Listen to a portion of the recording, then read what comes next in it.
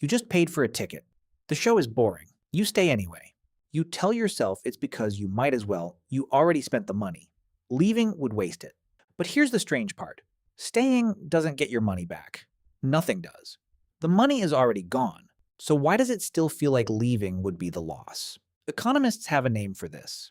It's called the sunk cost fallacy. And once you see it, you'll notice it everywhere in your life. A sunk cost is money, time, or effort you've already spent. It cannot be recovered. Not by staying, not by pushing forward, not by anything you do next. Rational choice theory says a sunk cost shouldn't factor into your next decision at all. Only the future matters. What you gain from here forward. What it costs you from here forward. But your brain doesn't work that way. Your brain keeps a running tally of what you've already put in. And it treats walking away from that tally like walking away from money still in your pocket. In the 1980s, researchers Arkes and Blumer designed a series of experiments to test this. In one version, people were asked to imagine they'd already paid for a ski trip. Then a better ski trip came along, cheaper and more enjoyable. But it clashed with the one they'd already booked. Which one did people choose? Many chose the trip they'd already paid for, even when they admitted the other one sounded better. Arkes and Blumer's broader body of work found this pattern again and again across different scenarios involving money already spent. People let the past decide the future, even when the past couldn't be changed by anything they did next.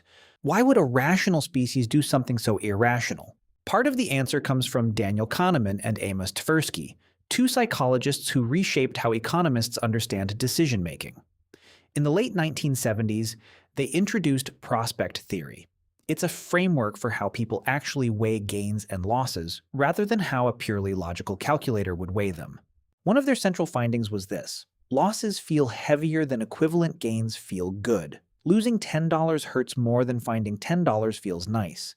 This is called loss aversion, and it helps explain why sunk costs have such a grip on you. Walking away from something you've already paid for feels like admitting a loss. Not just a financial one, an emotional one, a loss of judgment, a loss of the story you told yourself when you first said yes. So you keep going, not because it's working, but because stopping feels like losing twice. Think about the last time you finished a bad book, or sat through a movie you hated because you'd already paid for the ticket, or stayed in a subscription you don't use because canceling felt like admitting the money was wasted. None of those decisions were really about the future. They were about protecting the past. Richard Thaler, an economist who helped bring psychological realism into economics, described a related idea called mental accounting.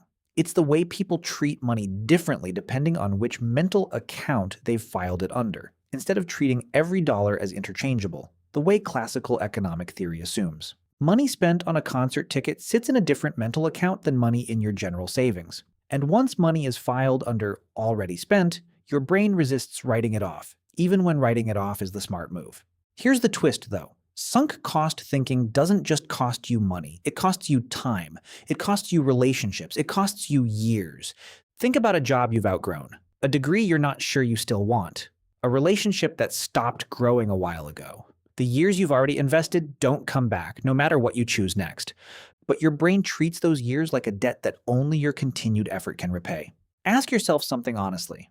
If you were starting fresh today, with no history attached, would you choose this again? If the answer is no, the years you've already spent aren't a reason to stay. They're evidence you already have. This doesn't mean quitting is always right.